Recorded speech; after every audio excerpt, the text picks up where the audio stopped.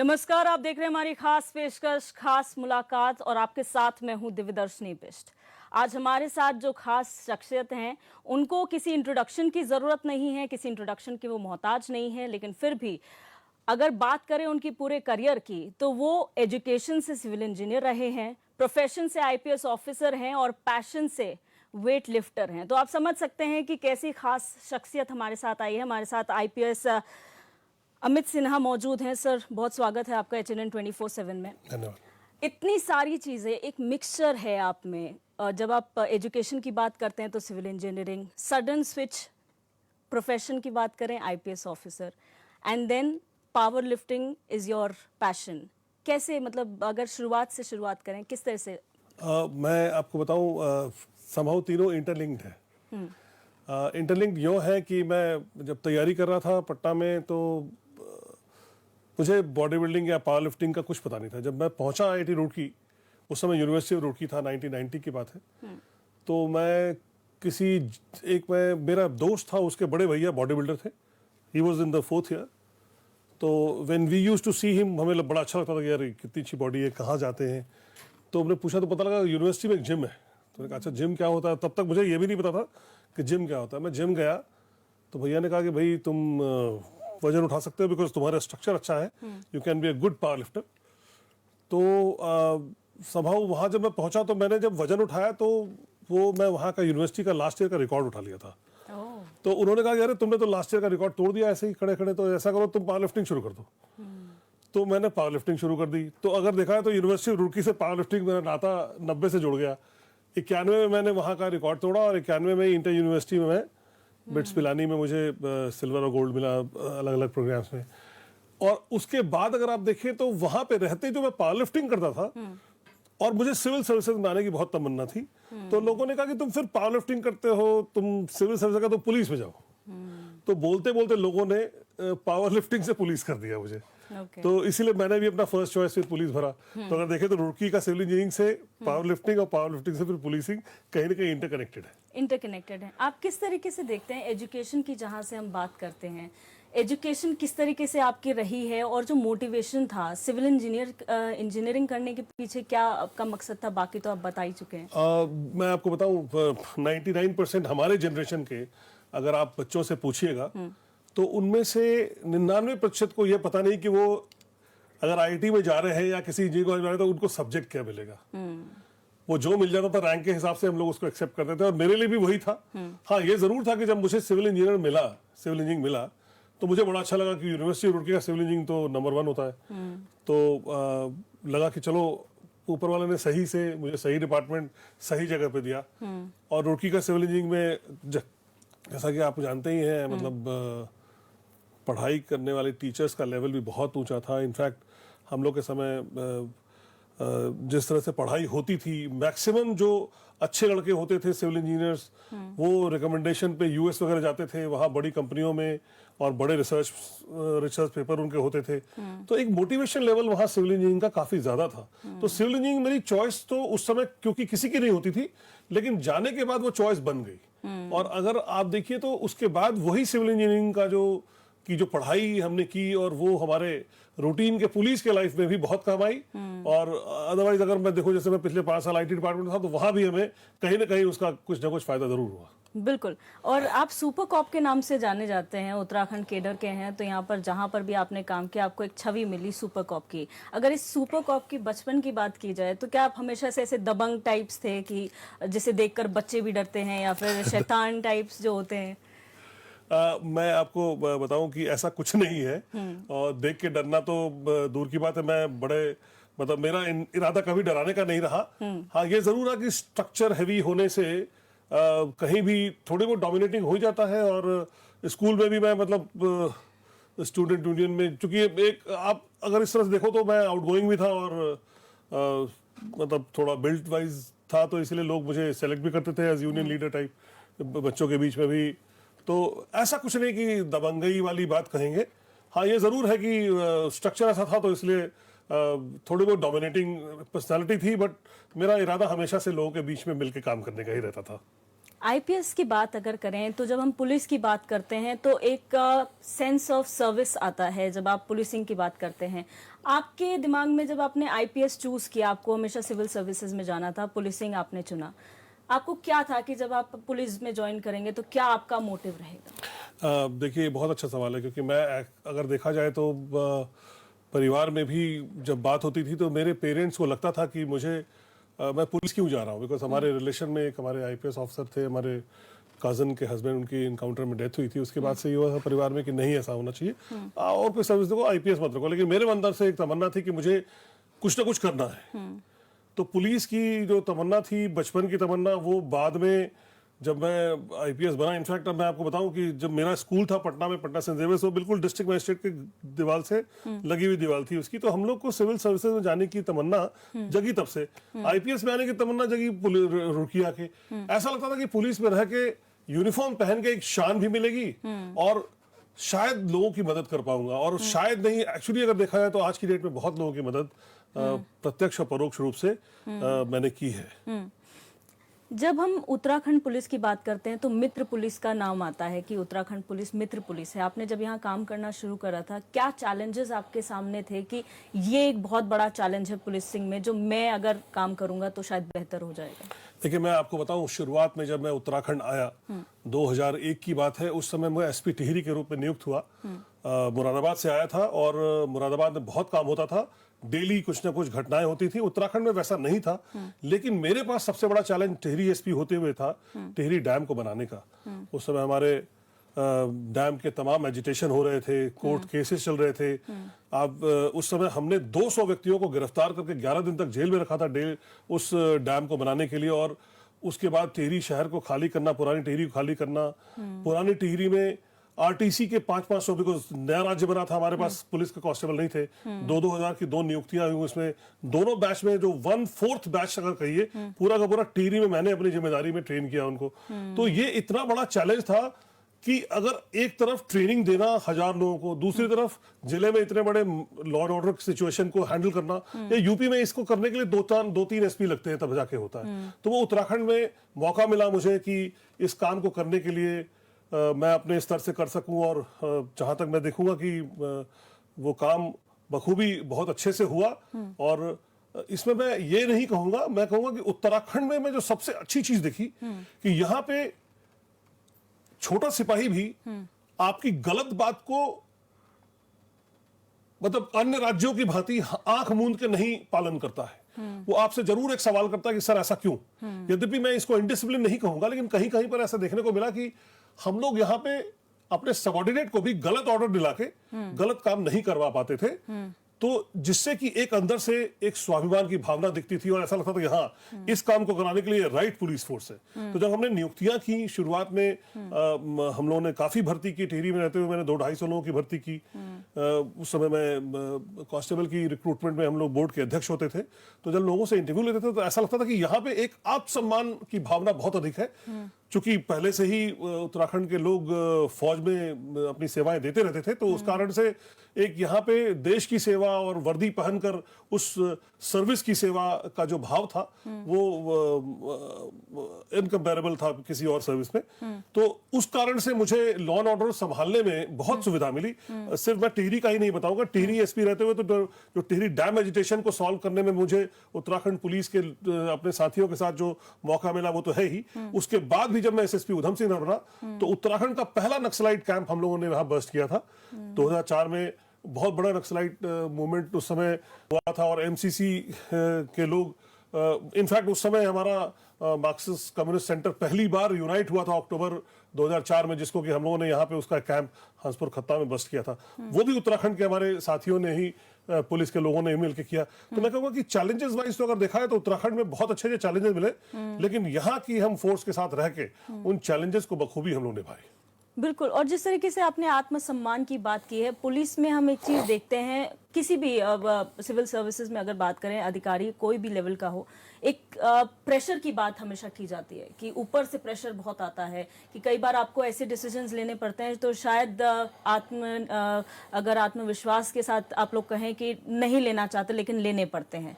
तो वो कैसे आपके पास कभी ऐसा मौका आया कि जहां पर अमित सिन्हा जी को ये फैसला नहीं लेना है लेकिन ड्यू टू प्रेशर आपको लेना पड़ा? मुझे तो ऐसा याद नहीं है और मैं ये भी नहीं कहूंगा कि हमारे नीचे वालों को भी ऐसा नहीं मिलता होगा, हो सकता है मिलता होगा, लेकिन ये आपको बताऊं ये व्यक्ति व्यक्ति पर निर्भर करता है।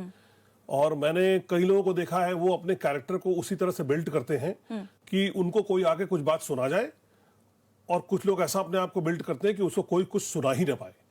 तो समहाउ मतलब इतना जरूर था कि लोगों को लगता था कि इससे बोलने से कोई फायदा नहीं है, इससे वही बात बोलो जो सही है। मैं नाम नहीं लूंगा, लेकिन मुझे एक बार उत्तराखंड में ही एक मंत्री जी ने कहा कि भाई ऐसा है कि मेरे पास तो दोनों पक्ष के लोग आते हैं, जो सही होते हैं वो भी आते हैं, जो गलत होते हैं वो भी आते हैं, तो आप तो सही वाले का काम करोगे ही, तो ऐसा करो मुझे बस बता दिया करो सही वाला कौन है, ताकि जब वो मेरे पास आए तो मैं उसका क्रेडिट ले लूं। तो देखिए मैं ये इसलिए कह रहा हूं कि ऐसा नहीं है कि गलत करने वालों से ही फायदा होता है लोगों को, सही करने वालों से भी फायदा निकाला जा सकता है, तरीका होता है। तो अपने अपने तरीके से दबाव को हैंडल लोग करते हैं। मैं कहूंगा कि दबाव को हैंडल करना थोड़ा मुश्किल जरूर होता है, लेकिन असंभव नहीं है। असंभव नहीं है, अगर आपका कैरेक्टर वैसा बिल्ट हो गया एक बार तो शायद आप उस चीज को बिल्कुल, मतलब आपके पास कोई नंबर वन आएगा ही नहीं, और अगर आ भी गया तो वो आपसे इसी तरह की रिक्वेस्ट करेगा कि भैया बता दो सही तरीका क्या है, ताकि मैं अपने लोगों की मदद कर सकूं। बिकॉज मैं ये समझता हूं कि हमसे ज्यादा कठिन कार्य हमारे माननीय मंत्रियों का, नेताओं का होता है, क्योंकि उनके पास कई लोग जाते हैं, कई आशा और उम्मीद के साथ जाते हैं, और हम लोग ब्लाइंडली उनकी बात को नो भी नहीं कह सकते। तो उनको समझाना बहुत जरूरी है, जिसमें काफी एनर्जी वेस्ट होता है। तो इस समझाने के कई बार लोग काम को ना इग्नोर कर जाते हैं, तो उस इग्नोरेंस के कारण कई दिक्कतें आती हैं। हमें इग्नोर न करके समझाने का तरीका अपनाना चाहिए, तो उससे बड़ा फर्क पड़ेगा। ये म्यूचुअली सबके लिए विन विन सिचुएशन होगा। बिल्कुल। अब थोड़ा सा हट के अगर बात करें, आपकी फिटनेस पे अगर बात करते हैं, तो आप स्पोर्ट्स में हमेशा इंटरेस्टेड रहे, पावर लिफ्टिंग आपने करी, फिर आप पुलिसिंग में आ गए। किस तरीके से आपका, क्योंकि वर्किंग स्टाइल जो है बिल्कुल डिफरेंट है, आप ऑफिस में भी टेबल चेयर आपकी नहीं रहती है, आप स्टैंडिंग टेबल में जो है काम करना पसंद करते हैं, तो किस तरीके से वर्क कल्चर में डिफरेंशिएट, क्योंकि हमने शायद ही कोई अधिकारी देखा होगा जिसके केबिन में टेबल चेयर ना हो या वो बैठ के काम ना करता हो, तो आपके दिमाग में कैसे आया कि मैं बताऊं, इसके पीछे एक छोटी सी कहानी ये थी कि कई बार मैं देखता था कि अगर बैठे हैं और आपके समक्ष कोई व्यक्ति आता है अपना कार्य को लेके, तो उसमें नेट टाइम लॉस ज्यादा होता है, और अगर आप खड़े खड़े काम कर रहे हो तो उसका काम भी बड़ा जल्दी हो जाता है और टाइम लॉस भी कम होता है। तो मेरा शुरुआती उससे हुई, हमें लगा कि खड़े तो काम काफी फास्ट हो रहा है। और हाँ, ये जरूर है, मतलब मैं ये नहीं कहूंगा कि मैं अपने कमरे में कुर्सियां नहीं रखता, मैं रखता जरूर हूं, मैं विजिटर के लिए चेयर रखता हूं, अगर कोई बैठना चाहे तो बैठ सकता है, लेकिन मैं अपने आप को खड़ा रखना पसंद करता हूं। तो उससे कई बार क्या होता है कि व्यक्ति समय जाया नहीं करता है। आप किसी के भी कमरे में आ रहे हो तो आराम से पहले तो बैठोगे, फिर उठोगे, तो ये जैसे कहते हैं ना कि किसी ट्रेन में अगर ट्रेन लाइन में अगर हॉल्ट कम कर दो तो जल्दी ट्रेन पहुंचेगी, हॉल्ट ज्यादा होने का ट्रेन लेट होती है। तो आप जगह जगह जाके बैठते उठते रहते हो, उससे भी समय काफी जाता है।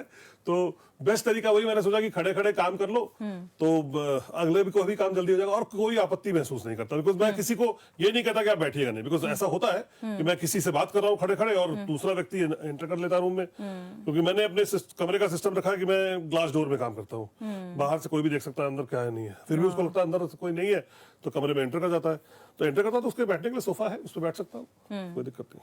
तो स्टैंडिंग में आपको लगता है कि एफिशिएंसी ज्यादा बढ़ जाती है। तो आपका जो वर्किंग स्टाइल था वो ज्यादातर ऑफिसेज में, चाहे किसी भी स्टेट में हो, नहीं इतनी जल्दी से आपको देखने को मिलता है।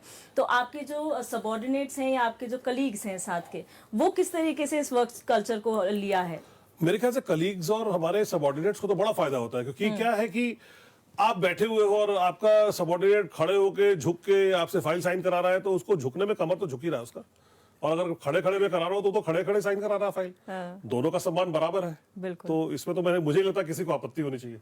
फिटनेस की जहां तक सर बात की जाए तो आप फिटनेस के एक अलग लेवल पे हैं, क्योंकि हम देखते हैं आर्मी की अगर बात करें वहां पे डिसिप्लिन और फिटनेस साथ साथ चलती है, लेकिन पुलिसिंग में कहीं ना कहीं वो चीज़ हम नहीं देख पाते हैं, क्योंकि हम जब भी पुलिस की बात करते हैं तो हमें सॉरी टू से बट हमें ज़्यादातर वो तोंद और हेफ्टी पुलिस वाले, जो हमें लगता है कि शायद कोई एक्टिव पुलिस वाले नहीं हैं। तो आपको क्या लगता है कि कहाँ मिसिंग है पुलिसिंग में वो चीज़? मैं इसका जवाब ना दो पॉइंट्स में दूंगा। पहला पॉइंट तो है कि कभी जिसकी तोंद निकली हुई हो या जो थोड़ा फैटी लग रहा है ना, ये जरूरी नहीं कि वो फिट नहीं है, ठीक है। मैंने कई देखा है पुलिस का वर्क जो है वो पब्लिक के बीच में बैठ के उनकी बातों को समझाना, सुलझाना। तो कई बार जो मोटे दिखने में लोग होते हैं बड़े सक्सेसफुल पुलिसमैन होते हैं, क्योंकि उनका कार्य समझाने का है। मौके पे अगर कोई लड़ाई झगड़ा हुआ उसको निपटाना, या बीट पे कोई ऐसी सूचना मिली जिस सूचना पे कार्रवाई पे काम करना है, तो उसके लिए जरूरी है कि वो व्यक्ति को बैठ के बात करना और निपटाने की ज्यादा जरूरत होती है। तो फिटनेस का जो आप जो बात कह रही हैं बिल्कुल सही कह रहे हैं। मतलब आइडियली तो फिट व्यक्ति और बैठ के समझाना बुझाना भी जिसको आ जाए वो आइडियल है, लेकिन वैसा नहीं होता है। तो जो थोड़ा सा तोंद वाला हो या जो थोड़ा मोटा हो लेकिन फिर भी पब्लिक को समझा सके, वो वाले बेस्ट पुलिसमैन है। और थर्ड कैटेगरी आती है जो मोटा भी है और कुछ काम भी नहीं कर पा रहा है, तो वो मेरे ख्याल से कैटेगरी है जिसको कि हम सिस्टम में बाहर कर सकते हैं। तो फिर उत्तराखंड में आपको कौन सी मुझे कैटेगरी तो पहली कैटेगरी बहुत अच्छी लगती है। यहाँ पे कई लोग हैं, बल्कि उत्तराखंड में तो मैंने जो फिटनेस का लेवल देखा वो तो कहीं नहीं देखा। अगर आपको मैं सही कहूँ तो पावर लिफ्टिंग में उत्तराखंड रुड़की शुरू किया। अगर देखिए रुड़की उत्तराखंड में है तो पावर लिफ्टिंग भी यही शुरू, यही ऐसा नहीं है। आज भी हमारा कनाडा में हमारे वर्ल्ड पुलिस गेम में उत्तराखंड पुलिस का एक पावर लिफ्टर मेडल लेके आ गया। तो हमारे पावर लिफ्टिंग कहीं ना कहीं हमारे पुलिस में है।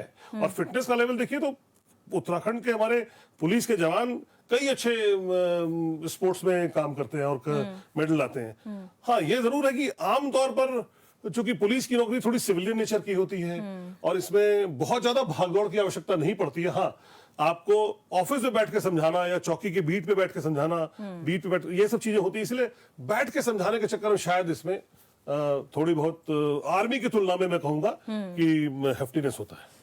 आपने जब काम शुरू करा था उत्तराखंड में और जब लोगों को पता चला कि अमित सिन्हा जी जो हैं पावर लिफ्टर भी हैं, स्पोर्ट्स में इंटरेस्टेड हैं, आपको अपने आसपास ऐसी फीलिंग आई कि बहुत सारे लोग आपसे इसलिए जुड़ना चाहते थे कि आपसे कुछ सीख सकें, स्पोर्ट्स में इंटरेस्टेड हैं तो कुछ टिप्स मिल जाएंगे, कुछ हमें ज़्यादा हेल्पफुल आगे हो जाएगा?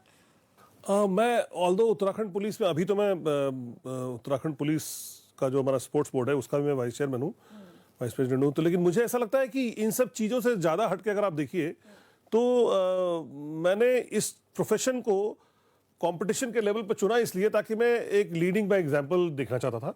मैं खुद एक अपने आप को कॉम्पिटिटर की भावना से खेलना चाहता था। आप बिलीव नहीं करेंगे, इस कंपटीशन में जब मैं वहां गया तो मैंने ये कोशिश की कि किसी को पता नहीं चल पाया कि मैं किस पद पे हूँ। तो पहले तो मैंने अपने पद को छुपाया, फिर वहां पहुंचकर मैंने अपने आप को नॉर्मल कंटेस्टेंट की तरह मैं कतार में खड़े होकर उनके जो वेट लेने का तरीका होता है, जो स्ट्रिप डाउन करके वेट लेते हैं, मतलब कि मैंने किसी को बताने कि मैं किस पद पे हूँ, क्या हूँ, नहीं हूँ। मैंने इनफैक्ट मेरे 9 लिफ्ट टोटल हुए, उसमें 2 उन्होंने डिस्क्वालीफाई किया ऑन टेक्निकल ग्राउंड। मैं उस लिफ्ट को उठा चुका था लेकिन उन्होंने डिस्क्वालीफाई किया क्योंकि मैंने कमांड को बिना सुने हुए उस लिफ्ट को उठाया था। अगर यही अदरवाइज होता तो शायद बोलता रहे एडीजी साहब का यार इनको ये तो बहुत छोटी सी मिस्टेक थी, माफ कर दो। ऐसा कुछ नहीं। तो मैंने अपने आप को क्योंकि मैं ये देखना चाहता था कि सिस्टम में ट्रांसपेरेंसी कितनी होती है। आप खुद जब कंटेस्टेंट बनकर खेलते हैं तो उससे आपके नीचे वाले फोर्स को भी एक भावना आती है कि हमें भी कंटेस्टेंट बन के खेलने में बहुत मतलब अच्छा लगेगा और वो भी आगे बढ़कर खेलेंगे। तो ये कुछ नहीं था, वो उनके लिए एक मैं वो बनना चाहता था कि कभी मतलब एज को नंबर ही मान के चले, 60 साल तक खेले। बल्कि मैं तो देख रहा हूँ वर्ल्ड पुलिस गेम में रिटायरमेंट के बाद के लोग भी आते हैं खेलने के लिए। तो मेरा ये मानना है कि मुझे तो लास्ट तक किसी न किसी गेम को पकड़ना चाहिए और किसी किसी गेम को खेलना चाहिए। बिल्कुल। और हमने पिछले कुछ समय में कल्चर डेवलप होते हुए देखा जहाँ पर सिविल सर्वेंट्स हैं, चाहे आईपीएस हैं, आईएएस ऑफिसर्स हैं, वो गेम्स के प्रति और इन सब वॉलंटरी चैंपियनशिप्स में ज़्यादा जाने लगे हैं और वहाँ पर they make us feel proud कि वो कोई मेडल नहीं भी जीते लेकिन फिर भी एक गर्व होता है कि हमारे सिविल सर्वेंट्स हैं।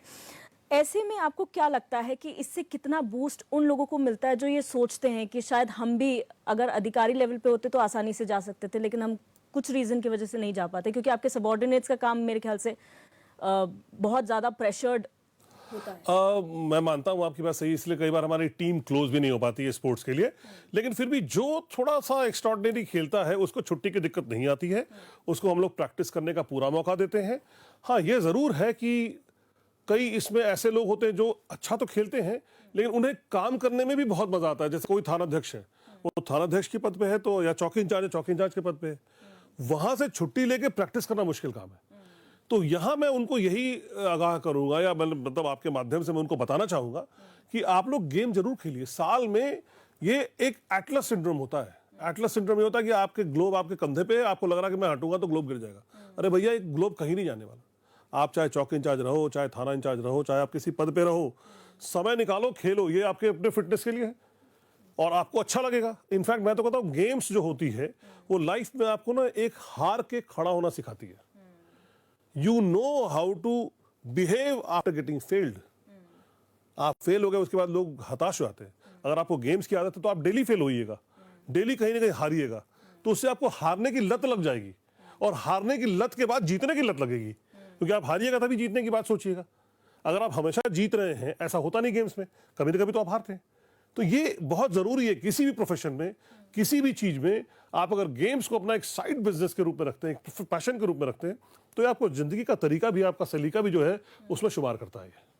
आपने जैसे फेलियर्स की बात की, अमित सिन्हा जी की अगर बात करें, क्योंकि दो तरीके के लोग होते हैं जब कॉम्पिटिशन्स की बारी आती है, तो या तो वो लोग होते हैं जो हार के जीतने पे बिलीव करते हैं कि आप देयर इज ऑलवेज फेलियर्स जो आपको विक्ट्री की तरफ ले जाते हैं, या फिर देयर आर पीपल जिन्होंने जो कहते हैं कि हमने हारना कभी नहीं सीखा, हम हारेंगे नहीं, it's always victory that counts. तो अमित सिन्हा जी कौन से वाले हैं? नहीं, मैं तो बिल्कुल उल्टा हूँ। ऐसा हारना क्या होता है? हारना तो बिल्कुल ज़रूरी है। हारना आपको नए तरीके को बताता है। देखिए, समय परिवर्तित हो रहा है। मैं जिस तरह से पहले पावर लिफ्टिंग करता था, आज बिल्कुल नियम बदल चुका है।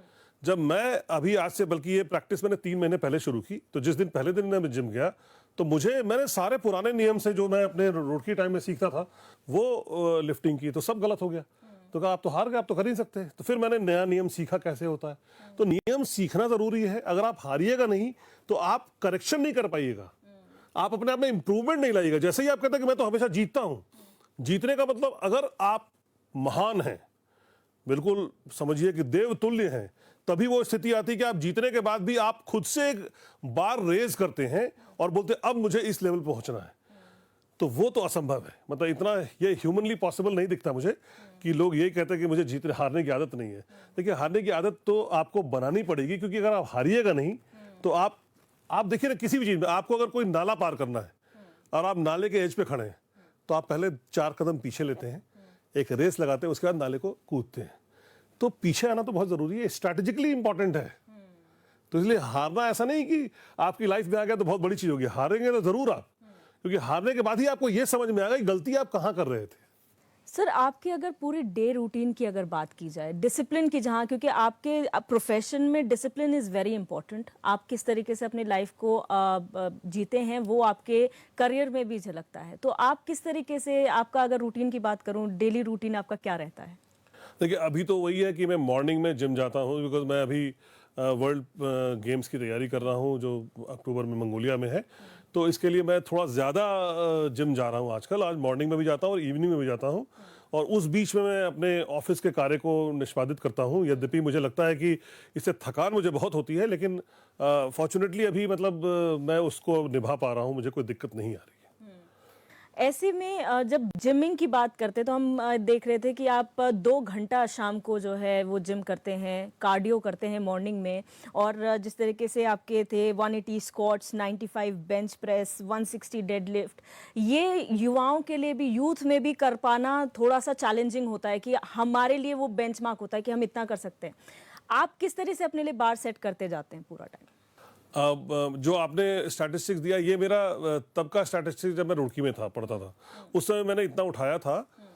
मैं फॉर्चुनेटली उतना उठा पाया, और मैं कोशिश कर रहा हूँ कि मैं इससे इम्प्रूव करूँ वर्ल्ड गेम के लिए, जो कि इम्प्रूवमेंट हो रही है, और शायद वर्ल्ड गेम के समय तक कुछ मैं और बढ़ा पाऊँ। मैं यूथ के लिए कहना चाहूँगा कि हर व्यक्ति ना अपने शरीर को देख के ही एक्सरसाइज करे। देखिए, ऐसा ये बिल्ट स्ट्रक्चर जो भी है, ये कहीं ना कहीं से हमारा ये जेनेटिक है, और ये इसमें हमारा कोई कंट्रोल नहीं है।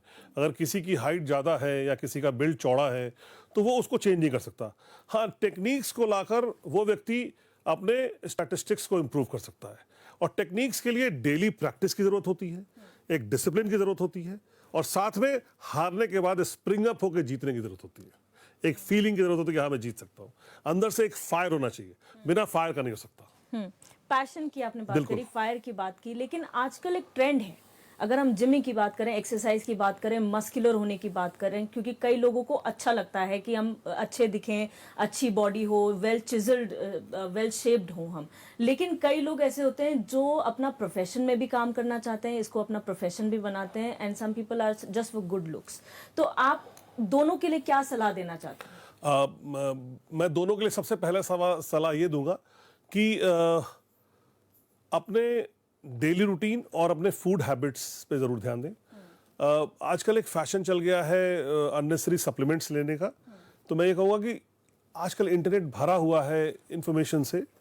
आप इंटरनेट पे देखिए, अपने बॉडी स्ट्रक्चर को टाइप करिए और उसके बाद अपने नेचुरल फूड सप्लीमेंट्स पे ज़्यादा बिलीव करिए बजाय कि आर्टिफिशियली जितने सप्लीमेंट्स होते हैं उस पर। देखिए, मैं आपको बताऊंगा, यद्यपि मैंने इस पूरे गेम के लिए ना कोई प्रोटीन लिया ना किसी सप्लीमेंट का यूज़ किया। ऑल्दो मैं जानता हूं कि ऐसा नहीं कि मैं इसके खिलाफ बोल रहा हूं, लोगों को लेना चाहिए, जिनको ज़रूरत है उनको लेना चाहिए। शायद मुझे उस समय ज़रूरत नहीं लगी तो मैंने नहीं लिया और अब तक नहीं लिया है मैंने ये सोचा भी है कि मैं अपने हद तक मैं किसी भी सप्लीमेंट को यूज़ नहीं करूंगा, बिना सप्लीमेंट के ही मैं वर्ल्ड गेम भी खेलूंगा। लेकिन फिर भी मेरा यूथ को कहना है कि वो अपने आप को पहले स्टडी करें और उसी के अकॉर्डिंग लें, क्योंकि ये एक ऐसी चीज़ है, सप्लीमेंट्स में कई बार ड्रग्स की मिलावट होती है, स्टेरॉइड्स की मिलावट होती है, जो कि आपको तात्कालिक रूप में तो एक चिजल्ड बॉडी दे देगी, लेकिन एक एज के बाद शायद वो आपको कष्ट देना शुरू करे। तो ये यूथ के लिए मेरा यही सुझाव है कि वो अपने आप को पहले देखें और ये देखें कि उनको कोई गुमराह तो नहीं कर रहा। कोई पता लगा जिम में कोई ट्रेनर गुमराह कर रहा होगा उसको कि आप ये प्रोटीन लेना शुरू कर दें तो इससे आपको बड़ा फायदा होगा। वो जरूर बातें सुने, लेकिन अख्तियार उन्हीं बातों को करें जो उनको लगता है कि सही है। ये खुद एनालिसिस कर सकते हैं। आपकी बॉडी बोलती है, you no, your body speaks कि आप सही हो, ये गलत ले रहे हो, सही ले रहे हो, बोलती है। आप उसको इग्नोर मत करें। आपको चिजल्ड बॉडी मिलेगी, थोड़ा समय दें। समय देना बहुत जरूरी है और कोई क्विक रूट नहीं होता लाइफ में। हर चीज के लिए आपको एक एसओपी के साथ लाइफ लीड करनी पड़ती है। बिल्कुल। और अभी तक के कॉन्वर्सेशन बहुत इंटरेस्टिंग हो रहा है, चाहे पुलिसिंग की बात हो या फिर फिटनेस की बात हो, दोनों ही के बहुत अच्छे जो है रिस्पॉन्सेज मिल रहे हैं अमित सिन्हा जी की तरफ से। लेकिन ये कॉन्वर्सेशन आगे भी जारी रहेगा। यहाँ पर वक्त हो चला एक छोटे से ब्रेक का, जल्द हाजिर होंगे।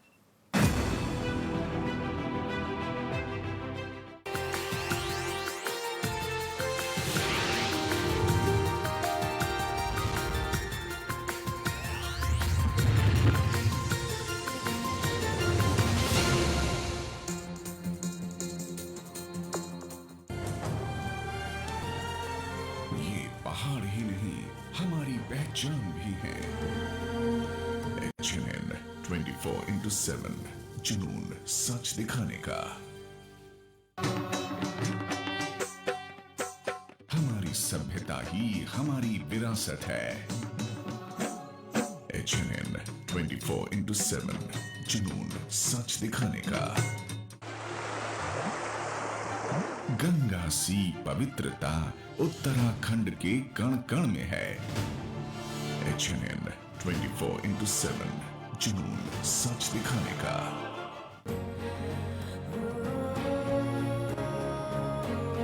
उग रहा है उम्मीद का नया सूरज। HNN 24/7, जुनून सच दिखाने का।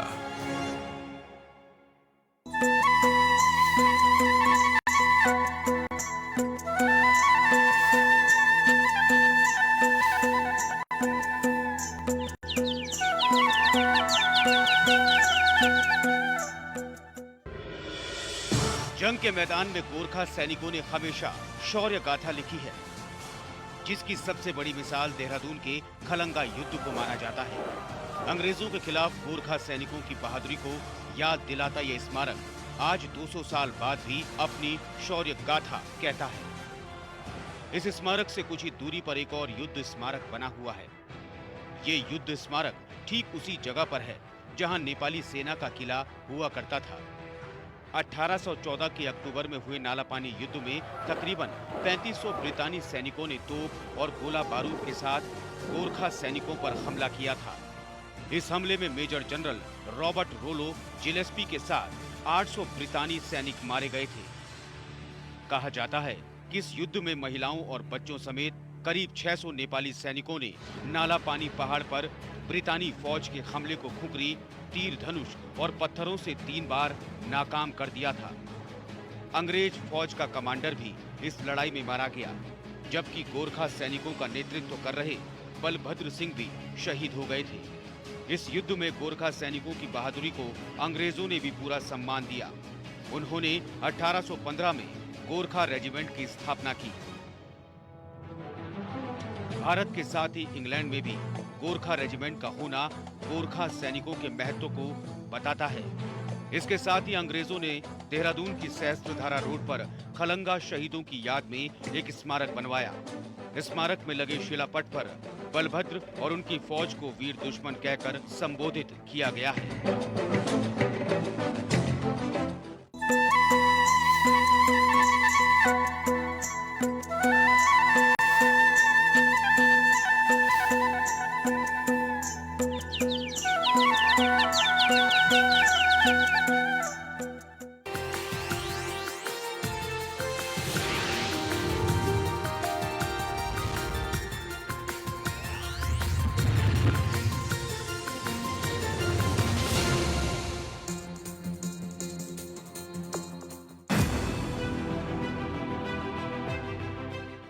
ब्रेक के बाद आप सभी का एक बार फिर से स्वागत है हमारी खास पेशकश खास मुलाकात में। और हमारे साथ खास मेहमान हैं आईपीएस अमित सिन्हा, और लगातार हम उनसे सवाल जवाब कर रहे हैं, लेकिन काफ़ी इंटरेस्टिंग सर हुआ। पुलिसिंग की हमने बात की, फिटनेस की भी हम बात कर रहे हैं। पुलिसिंग में वापस अगर आते हैं, आपने बहुत इंपॉर्टेंट पद संभाले हैं। आप एसएसपी देहरादून, एसएसपी टिहरी, फिर उसके बाद आप एसएसपी एसटीएफ भी रहे हैं, आईजी, डीआईजी, कई इंपॉर्टेंट पद आपने संभाले हैं। लेकिन प्रोमिनेंट अगर बात की जाए, आपने आईटी के क्षेत्र में बहुत काम किया है। और आईटी आज के क्षेत्र में ऐसा हो गया है, डिजिटल इंडिया की जब हम बात करते हैं तो ऑटोमेटिकली आईटी का जिक्र आता है, और काफ़ी सारी चैलेंजेस आज की डेट में। आपको क्या लगता है, क्या चैलेंजेस मेन आज की डेट में आईटी के क्षेत्र? देखिए, मैं अगर गवर्नमेंट दो पॉइंट ऑफ व्यू से बोलूँगा, गवर्नमेंट पॉइंट ऑफ व्यू से और पब्लिक पॉइंट ऑफ व्यू से।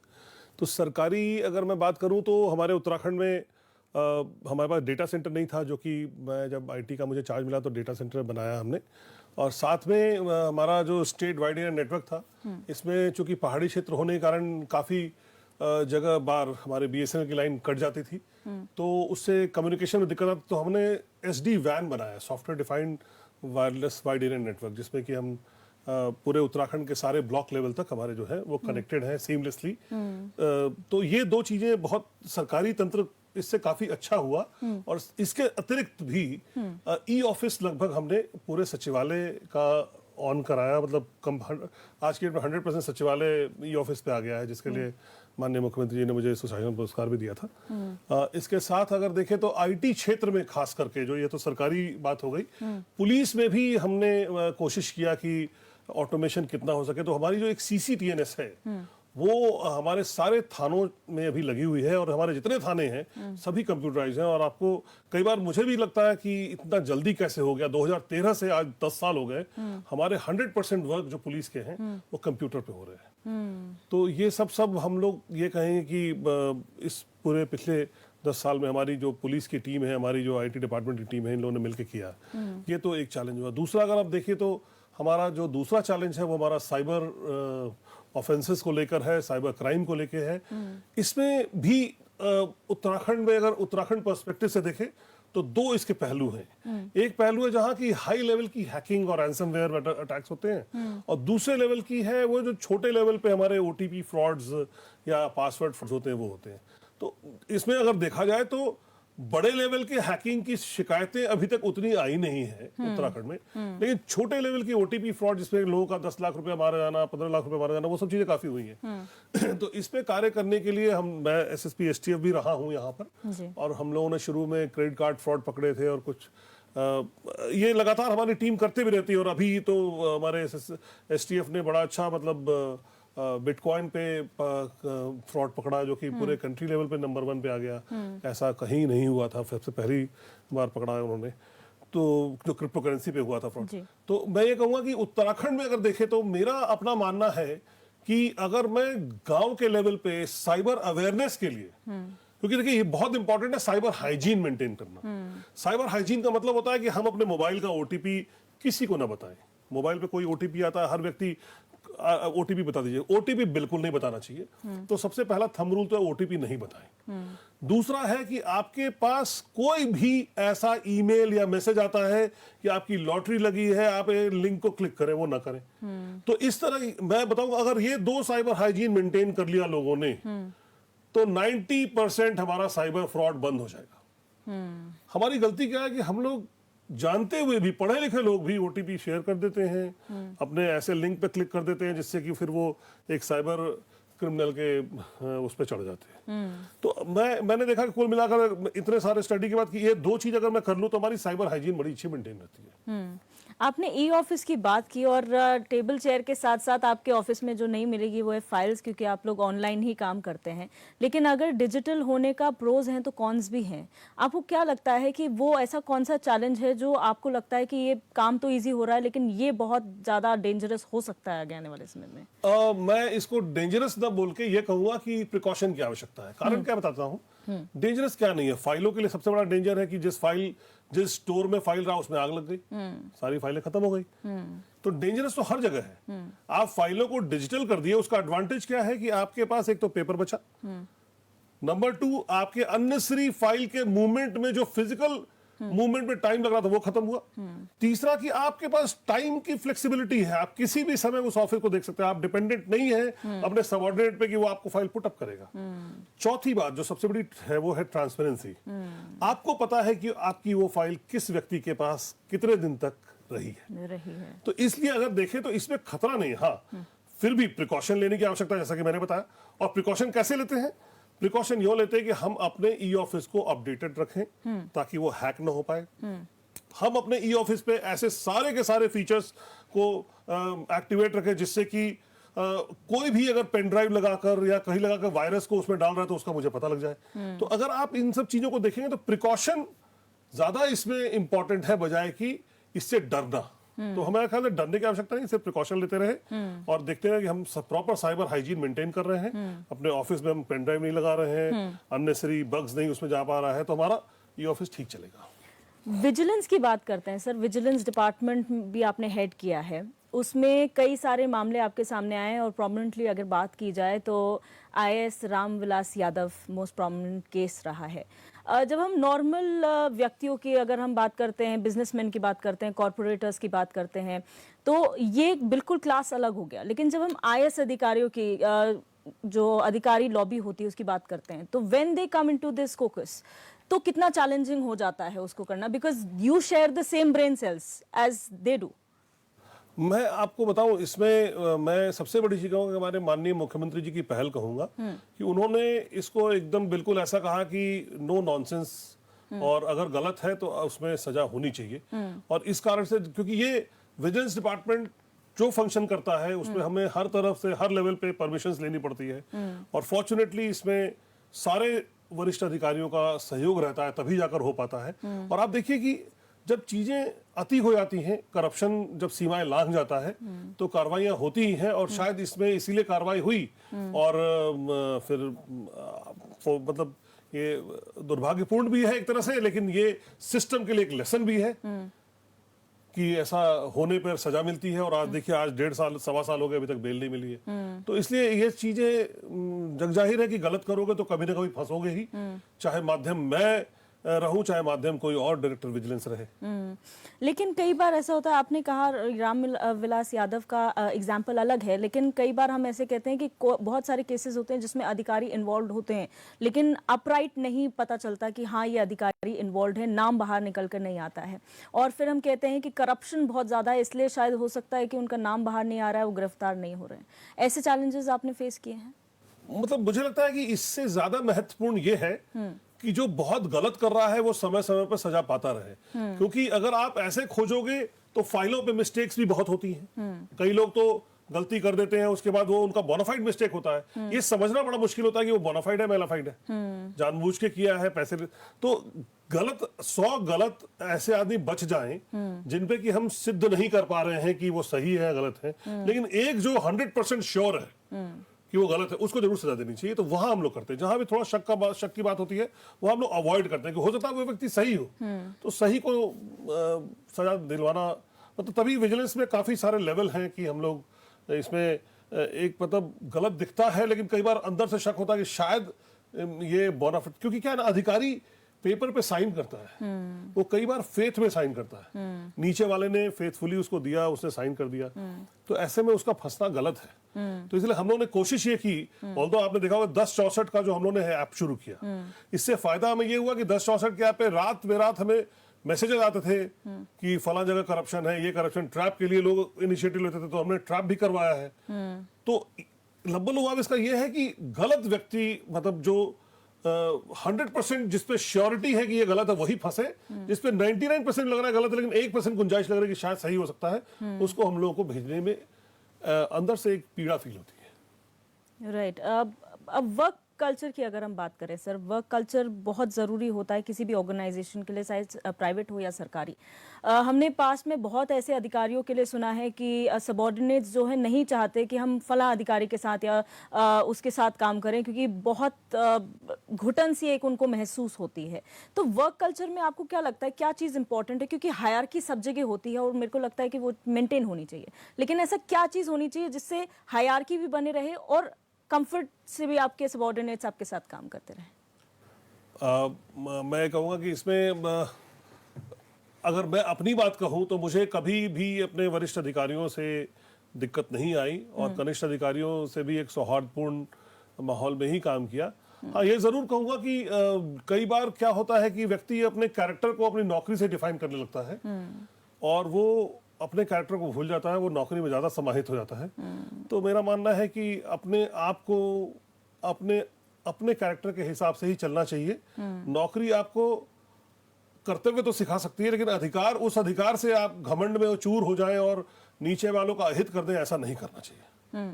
तो मैंने तो अपना कोशिश किया है जितना संभव हो सके, मैं अमित सिन्हा बनकर ही नौकरी करूं और जो कानून की किताब में लिखा है, जो हमारी आईपीसी सीआरपीसी में लिखा है, उसको लेते हुए काम करें। मुझे आज तक दिक्कत नहीं आई है, नहीं हमारे नीचे वालों को हमने कभी दिक्कत का सामना करना पड़ा, ऐसा मुझे नहीं लगता। नहीं Maybe your subordinates are lucky to have you then. हो सकता है, लेकिन मैं तो कहूँगा कि मैंने कई अधिकारियों को देखा है वो ऐसे ही काम करते हैं। मैंने उन्हीं से सीखा भी है। Coming back to your personal life, fitness, family की अगर बात की जाए तो we would, if you don't mind me asking about your family, how is your family structure like? मेरी वाइफ है, वो इंटीरियर आर्किटेक्ट है, उनका देहरादून में ही अपना एक छोटा सा बिजनेस है, वो अपना इंटीरियर का काम करती हैं, साथ में टर्न की प्रोजेक्ट्स लेती हैं और फर्नीचर बिल्डिंग का काम उनका है। साथ में मेरी डॉटर्स हैं, बड़ी डॉटर ने लॉ किया है, लॉ करने के बाद वो अपनी मदर को ही ज्वाइन कर ली, बिकॉज कंपनी का स्ट्रक्चर थोड़ा बड़ा हो गया था, तो she needed a helping hand. और अदरवाइज ऑल्सो उसको जो नौकरी में मिलती वो कंपनी मिल रही, तो वो, और सेकेंड वाली जो डॉटर है वो आर्किटेक्चर कर रही है, अभी सेकेंड ईयर में है, थर्ड ईयर में जाने वाली है।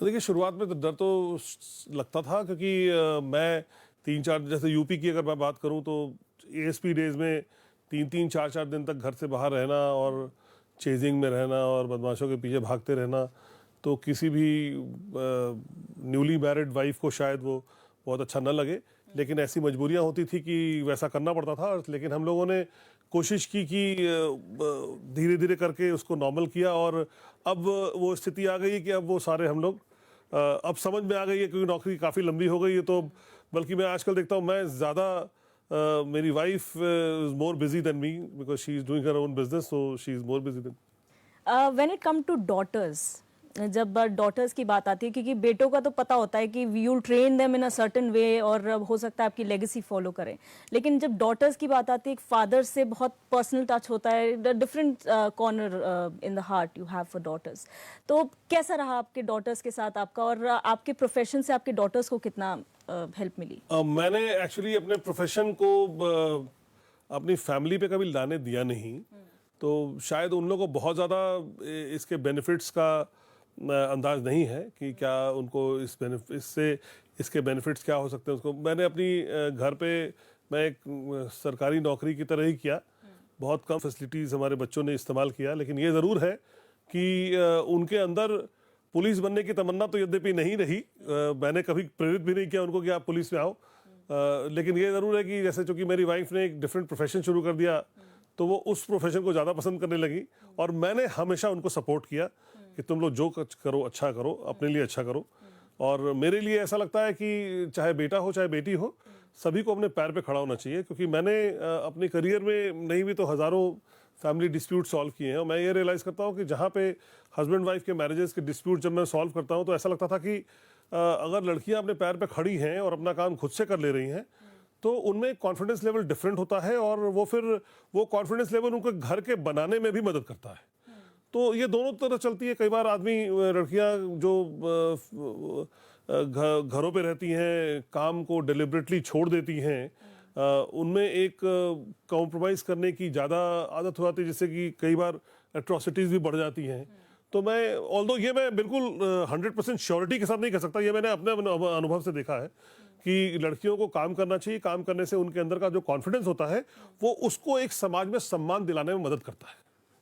लड़कियों से बात याद आई कि बीइंग फादर ऑफ 2 डॉटर्स, आपको क्या लगता है, जो हम विमेन सेफ्टी की आजकल बात करते हैं, विमेन एम्पावरमेंट अपनी जगह है, लेकिन फिर भी हम एक बात का जिक्र आजकल बहुत करते हैं कि women are unsafe in certain ways in this country and in this state also now. तो आपको कितनी सच्चाई आपको इस बात में लगती है? देखिए, स्टेट वाली बात तो मैं साफ कहूंगा कि गलत है, क्योंकि उत्तराखंड नंबर 1 है विमेन सिक्योरिटी पे। और अभी कुछ दिन पहले काफ़ी एक मशहूर कंसल्टेंट कंपनी की रिपोर्ट आई थी जिसमें कि देहरादून को विमेन सिक्योरिटी में नंबर 1 पे रखा था उसने। और उत्तराखंड में ऐसी कोई दिक्कत आती भी नहीं है। हमारे यहाँ छोटी से छोटी विमेन रिलेटेड ऑफेंस में जो कंप्लेंट होती है वो दर्ज होती है, और हमारा 112 नंबर काफी एफिशिएंटली काम कर रहा है। कभी भी रात को कभी कहीं कोई परेशानी होती है लोगों को, और आपने देखा होगा कि अन्य शहरों में महिलाएं उतने फ्रीली अकेली सड़कों पे नहीं निकल पाती जितनी की ज्यादा हम लोग देहरादून में देखते हैं। तो उत्तराखंड में तो नहीं चैलेंज है, हाँ भारत में एक चैलेंज है, और ये आवश्यक है। मतलब अगर आप इसको मैं जनरलाइज लाइन में कहेंगे तो मैं तो कहूंगा कि इसमें आवश्यक ये है कि माताएं अपने बेटों को ज्यादा समझाएं कि महिलाओं के सम्मान और सुरक्षा को कैसे बनाए रखें, क्योंकि लड़कियां तो अपने स्तर पर जहां भी है वो गलत नहीं है। समहाउ मदर्स अपने सन को संभाल नहीं पा रही है। ये तो रही विमेन सिक्योरिटी की बात। अब बैक टू अगर फिजिकल फिटनेस पे आ जाते हैं, आपने अपनी जिम रूटीन तो आपने बताया, आपने अपनी गेमिंग रूटीन बताया है, एंड प्रोटीन्स के बारे में आपकी डाइट की अगर मैं बात करूं, आपने कहा go for natural sources, artificial sources come use करें, तो आपका नेचुरल सोर्स क्या है?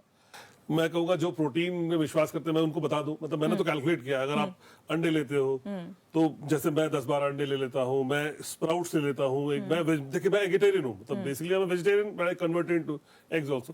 तो प्रोटीन आप सोया ले लो, आपके पास मखाना है, you have ample number of natural things which you can eat. तो लोगों को बस ये है कि वो प्रोटीन जो क्विक सोचते हैं कि तुरंत प्रोटीन लिया तुरंत काम कर लिया, कोई स्टेरॉइड ले लो और तो उससे मसल तो अचानक से बढ़ जाए और अचानक से आप काम करना शुरू कर दो, ऐसा गलत है। आप नेचुरल प्रोटीन के बहुत सोर्सेज हैं, आप अपने डाइट प्लान को बनाइए, कैलोरी के हिसाब से उसको बनाइए, थोड़ी मेहनत लगती है, बनाइए। उसके बाद फिर आप देखिए आपको नेचुरल सोर्सेज कई सारे मिल जाएंगे जिसमें कि आपको प्रोटीन मिल जाएगा। बिल्कुल। और अब प्रोटीन की जहाँ पर बात आती है, लोग आजकल फिटनेस के लिए बहुत सारी डाइट्स का इस्तेमाल करते हैं, इंटरमिटेंट फास्टिंग होती है, डाइटिंग होती है, आप कितना उसको प्रमोट करते हैं या फिर कितना उसको पॉजिटिव मानते हैं आपकी हेल्थ के लिए? मैंने अपने आप पे अख्तियार किया इस चीज़ को। एक समय था जब मुझे अपने वजन को कम करना था तो मैं इंटरमिटेंट फास्टिंग की और वजन को कम किया। ऑल्दो मैं कहूँगा कि इस पावर लिफ्टिंग के चक्कर में मुझे अपना वेट को बढ़ाना पड़ा, क्योंकि इसमें कैलोरीज की ज़्यादा ज़रूरत थी, तो मुझे हाई कैलोरिक फूड भी लेने पड़े। तो मेरा ये कहना है कि फिर से वही बात कहूँगा कि हर व्यक्ति का बॉडी एक अलग स्ट्रक्चर का होता है, उसको अपने बॉडी को पहले समझना ज़रूरी है। आंख मूंद के मेरी बात को भी मत मानिए, मेरी बात सुनिए, समझिए, कुछ टेक्स्ट बुक कंसल्ट करिए, कुछ डॉक्टर कंसल्ट करिए, कुछ डाइटिशियन कंसल्ट करिए, और उसके बाद फिर आप अपने हिसाब से करिए। लेकिन आंख मूंद के कोई काम मत करिए। किसी ने कह दिया कि प्रोटीन ले लो तो ले लिया, किसी ने कह दिया स्टेरॉइड ले लो तो ले लिया, कर दिया, ऐसा मत करिए। अभी मंगोलिया में जो वर्ल्ड वेट लिफ्टिंग चैंपियनशिप होने वाली है अक्टूबर मंथ में, उसके लिए आपकी प्रिपरेशंस क्या हैं? क्योंकि अभी आपने ये all India masters classic power lifting championship 2023 में फतेह हासिल करी, उसके बाद से क्या तैयारी, immediate after that you started your preparations या फिर? Almost immediate after that I started. थोड़े दिन की कंडीशनिंग करने के बाद हमने शुरू कर दिया और मैं यहाँ पर अपने कोच के साथ ट्रेनिंग ले रहा हूँ। कोच हमारे अमन वोरा है, उन्होंने काफी ज्यादा हमें टाइमली और कैसे कैसे मैं 1-1 किलो बढ़ा सकता हूँ उस पर फोकस करके साइंटिफिकली हम लोग काम कर रहे हैं। शाम को जब मैं जिम जाता हूँ तो मैं इन चीजों फोकस करता हूँ कि मैं कैसे बढ़ा सकता हूँ और फॉर्चुनेटली अभी मैं कुछ बढ़ा भी पाया हूँ और मुझे उम्मीद है मंगोलिया तक शायद कुछ रिस्पेक्टेबल हम फिगर पे पहुंच जाए। अब क्योंकि आप ऐसे प्रोफेशन में हैं सर जहां पर आपका ब्रेन वर्क बहुत इंपॉर्टेंट है, आपका 24/7 आपको you are in the thinking mode, तो उसमें फिर एक्सरसाइज करना और दोनों को बैलेंस करना, हाउ डिफिकल्ट इज इट? क्योंकि जो बहुत जो थिंकिंग उसमें होते हैं वो शायद और चीज़ों को उतना मैनेज ना कर पाएं। मतलब मुझे ऐसा लगता तो नहीं है। हाँ, ये जरूर है कि when you exert too much then you feel slightly lazy after that और थोड़ी सुस्ती सी होती है, बट ये टेम्पररी होती है। उसके बाद आपकी बॉडी कस्टम हो जाती है, फिर वो उसी हिसाब से करने लगती है। तो मैं कहूँगा बॉडी ना अपने आप में भगवान की दी हुई बहुत जबरदस्त मशीन है। आप उसको जैसे ट्रेन करना चाहिए करे होगी वो, और वो काम कर लेगी। शुरुआत में मुझे दिक्कत आई, मैं 2 टाइम जब जिम जाता था तो सुबह के जिम के बाद ऑफिस में मुझे नींद आती थी, फिर आजकल नहीं आ रही है नींद। तो इसका मतलब कि कुछ ना कुछ बॉडी अपने आप को एडजस्ट कर लेती है। अब स्लीप अगर बात करें, स्लीप इज़ वेरी इंपॉर्टेंट। आपकी मैक्सिमम 8 आवर्स स्लीप तो आपको रिक्वायर्ड होती है, बट क्योंकि आप पुलिस में हैं, IPS ऑफिसर हैं, आपका इट्स ऑलवेज नॉट नेसेसरी कि आपको 8 घंटे की नींद मिले, तो how do you manage? Fortunately senior officers को हमारा उतना फील्ड जॉब नहीं होता है। जैसा अगर मैं SSP रहता या कहीं ASP रहता शुरुआत के दौर में, तो शायद ये काम नहीं कर पाता। ये मैं कहूँगा, बिल्कुल सही बात है आपकी है कि ये जहाँ फील्ड जॉब में होते हैं वहाँ स्लीप बहुत ज़रूरी है आपके मसल को बिल्ड करने के लिए। पानी बहुत ज़रूरी है, पानी पीते रहना बहुत ज़रूरी है। तो ये सब चीज़ें जो थी ये फील्ड के जॉब में थोड़ी मुश्किल थी। मैं चूँकि अभी ऑफ फील्ड हूँ, हेडक्वार्टर में काम कर रहा हूँ, तो मैं इस लिबर्टी को ले पा रहा हूँ कि मैं 7-8 घंटे सो लेता हूँ और तब मैं फिर जिम करके ऑफिस का काम भी निपटा लेता हूँ। So do you believe in that theory कि आपको बीच बीच में कुछ खाते रहना चाहिए, अपनी बॉडी को बीच में रेस्ट देना चाहिए? बिकॉज जो हम लोग सोचते हैं कि एक ही जगह पे नहीं बैठा रहना चाहिए, आप मूव भी करिए, आप फिर थोड़े थोड़े घंटे में कुछ खाते रहिए, that will keep your metabolism strong. इस तरीके की थ्योरी में आप बिलीव करते हैं? मतलब ऑल्दो मैं इस पे इसलिए कमेंट नहीं कर सकता बिकॉज मैं डॉक्टर नहीं हूँ, नहीं फिटनेस एक्सपर्ट हूँ। हाँ, लेकिन मैंने अपने आप पे जो अप्लाई किया वो मैं ज़रूर बोलूँगा कि मैंने इंटरमिटेंट शुरू ज़रूर किया था, छोड़ा, फिर मैं छोटे छोटे डाइट्स पे आया और छोटे छोटे डाइट्स को मैं भी फॉलो कर रहा हूँ। मतलब मेन मील फॉलो कर रहा हूँ और बीच के छोटे डाइट्स फॉलो कर रहा हूँ। तो ये मैं कर रहा हूँ। There is no stopping. आपने रुड़की से स्टार्ट किया पावर लिफ्टिंग एंड देन आप चैंपियनशिप्स में जाते हैं, अब मंगोलिया में भी नेक्स्ट चैंपियनशिप है। What's the end for Amit Sinha ji? मतलब what's the pinnacle? Pinnacle could be see मेरे लिए ना लाइफ जर्नी है। मतलब there is no goal. Every day you should be feeling happy कि आपने ये अच्छा किया, कल दोबारा के लिए नया टारगेट होगा, उसको और अच्छा करेंगे। जैसे मैं अगर आज जिम जा रहा हूँ तो आज मैं डेडलिफ्ट में क्या 5 किलो एक्स्ट्रा उठा पाऊंगा नहीं उठा पाऊंगा, ये मेरा गोल होता है। मतलब मंगोलिया तो दूर की बात है, मैं तो अभी डेली और 2-3 दिन के बाद का सोचता रहता हूँ। तो ये मेरा कहना कि लाइफ जर्नी है, इसको जर्नी के रूप में एंजॉय करना चाहिए। आज आपने ये किया और खुश रहना चाहिए। जब आप सोने जाए तो आपको इस बात का एहसास होना चाहिए कि आज हमने कुछ अच्छा किया।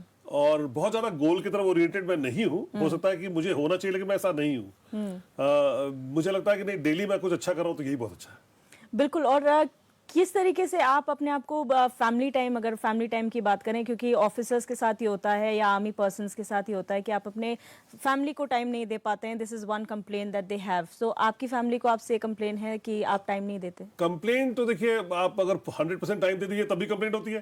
तो कंप्लेंट के बारे में मैं इसलिए कुछ नहीं कहूंगा कि complaint is something which is very subjective and it has many parameters, many points on which complaints can be made.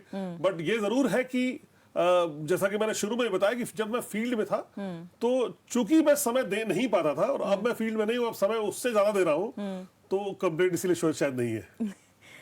At last आप क्या मैसेज देना चाहते हैं अपने सबॉर्डिनेट्स को, अपने कलीग्स को और यूथ को और पूरे स्टेट नेशन को, अपने फिटनेस के लिए और पुलिसिंग से जुड़े हुए? कोई मैं 2 चीजें कहूंगा। पहला तो ये है कि कोई ना कोई समय निकाल के किसी न किसी गेम्स को जरूर पकड़े, क्योंकि गेम्स जो है वो आपको जिंदगी में हारना सिखाता है, हारने के बाद जीतना सिखाता है, और जिस तरह से आप रिकवर करते हो वो एक आपको प्रेरणा देता है। तो आप कोशिश करिए कि किसी न किसी गेम में जरूर इन्वॉल्व हो। और सेकेंडली मैं कहूँगा कि अपने फूड हैबिट, जैसे कहते हैं ना लाइफ में, नंबर 1 पे आप आते हैं, आपका शरीर आता है, नंबर 2 पे आपकी फैमिली आती है, और नंबर 3 पे आपका जॉब आता है। तो इसी सीरीज में ही अपने लाइफ को समझिए। बिल्कुल। और आज के इस खास मौके पर we want to give you officers of the week, जो हमारे तरफ से एक मुहिम है उन ऑफिसर्स को क्रेडिट करने के लिए जिन्होंने अपने क्षेत्र में कमेंडेबल जॉब किया है।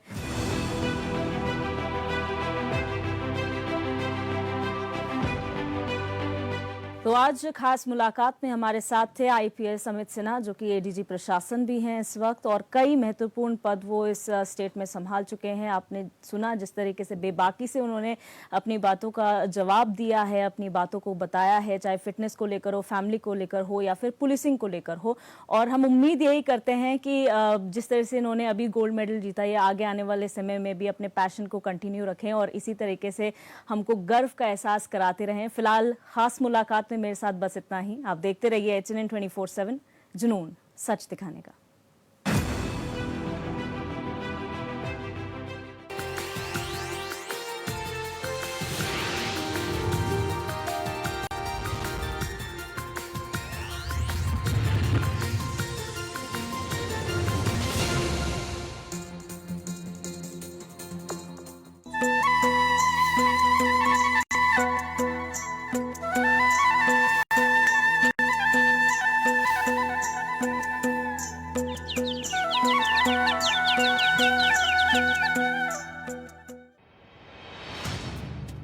उनको सुबह तड़के 4:30 बजे बेड टी दी जाती है।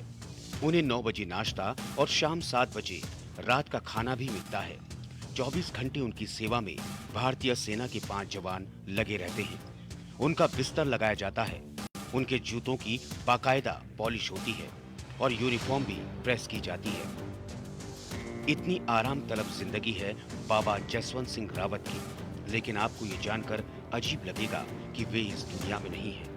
राइफलमैन जसवंत सिंह भारतीय सेना के सिपाही थे जो 1962 में नूरा रंग की लड़ाई में असाधारण वीरता दिखाते हुए शहीद हुए। उन्हें उनकी बहादुरी के लिए मरणोपरांत महावीर चक्र से सम्मानित किया गया था। चीनी सेना से लगभग 72 घंटों तक अकेले मुकाबला करते हुए जसवंत सिंह शहीद हुए थे। चीनी कमांडर जसवंत सिंह का सर धड़ से अलग कर चीन ले गया था, लेकिन वो उनकी बहादुरी से इतना प्रभावित हुआ कि लड़ाई खत्म हो जाने के बाद उसने जसवंत सिंह की प्रतिमा बनवाकर भारतीय सैनिकों को भेंट की, जो आज भी उनके स्मारक में लगी हुई है। जिस स्थान पर उन्होंने मोर्चा संभाला था, वहां पर उनकी याद में एक मंदिर बनाया गया है, जहां पर उनके इस्तेमाल की जाने वाली अधिकतर चीजें रखी गई हैं। इस रास्ते से गुजरने वाला चाहे जनरल हो या जवान, उन्हें श्रद्धांजलि दिए बिना आगे नहीं बढ़ता। जसवंत सिंह के मारे जाने के बाद भी उनके नाम के आगे स्वर्गीय नहीं लगाया जाता।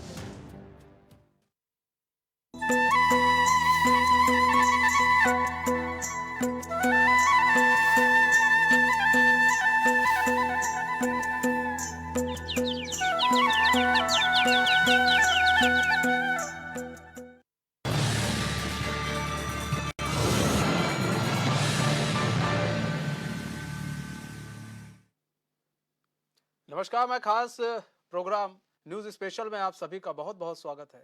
मैं हूं मनीष कुमार वर्मा, HN 24/7 देख रहे हैं आप।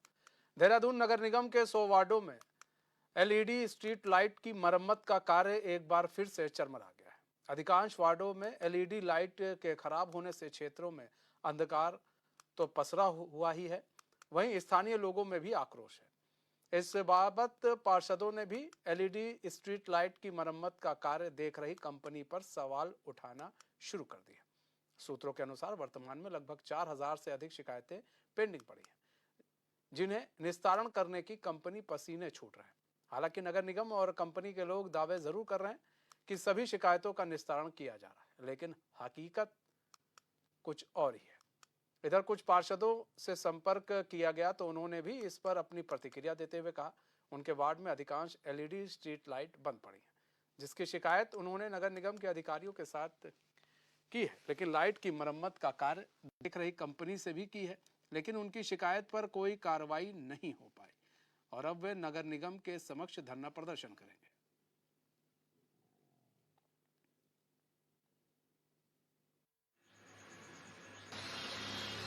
हम ये स्ट्रीट लाइट से तो बहुत परेशान हैं। आगे चुनाव का टाइम आ रहा है और ऐसी स्थिति हो रखी वार्ड में, बरसात के कारण ये लाइटें ठीक नहीं कर रहे। कंप्लेन कर कर के परेशान हो गया हूँ। आखिरी में अब तो मैं सोच रहा हूँ कि मैं यहाँ पे धरने पे बैठ जाऊँ नगर निगम में। और ये नगर निगम का पता नहीं क्या हाल है कि इन्होंने वो ब्लैक लिस्टेड कंपनी को ही दोबारा से टेंडर दे दिया, उस वही काम कर रही है। और उनके पास सारे नए आदमी हैं, उन्हें वार्ड में हम उनसे कुछ काम ही नहीं करा पाते, ना उन्हें पता है। अगर वो एक दिन में 10 लाइटें ठीक कर रहे हैं तो 5 तो जलती ही नहीं दूसरे दिन। और इतना परेशान हो चुका हूँ मैं, मेरे वार्ड में कम से कम 50 लाइटें ख़राब हैं जो नहीं ठीक हो पा रही हैं।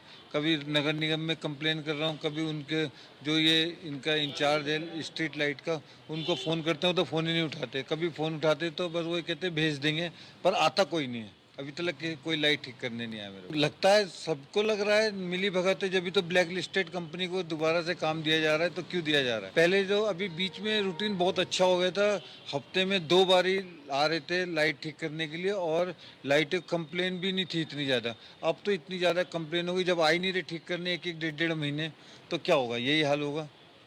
हम तो वार्ड में भी नहीं जा पा रहे इस चक्कर में। लोगों के फ़ोन नहीं उठाते, क्योंकि हम उनसे कितनी बारी झूठ बोले एक दिन में। कहीं ना कहीं लाइट की स्थिति वाकई में बहुत ख़राब है, और जबकि बरसात का मौसम है, ऐसे मौसम में ये व्यवस्था चुस्त दुरुस्त होनी चाहिए थी, लोगों को सुविधा मिलनी चाहिए थी, लेकिन धरातल पे ये व्यवस्था बिल्कुल लड़खड़ा गई है। कहीं ना कहीं अगर आप 25 कंप्लेन कर रहे हैं तो उसमें सिर्फ 5-7 लाइटें ही सही हो रही हैं, और कहीं ना कहीं इसका खामियाजा क्षेत्र के जनप्रतिनिधियों को, पार्षदों को बार बार सुनना पड़ रहा है, और बार बार निगम को अवगत कराने के बावजूद उस पर अमल नहीं किया जा रहा है। हमने तो अभी हाल में ही नगर आयुक्त महोदय से यहाँ तक ऑफर दिया है कि अगर आपको कहीं ना कहीं लगता है तो हम हर विधानसभा से 2-2 पार्षद आपकी टीम को हम देने को तैयार हैं, ताकि क्षेत्रों में लाइट की व्यवस्था सही हो सके। क्योंकि इससे पहले भी बोर्ड में मामला पहले भी कई बार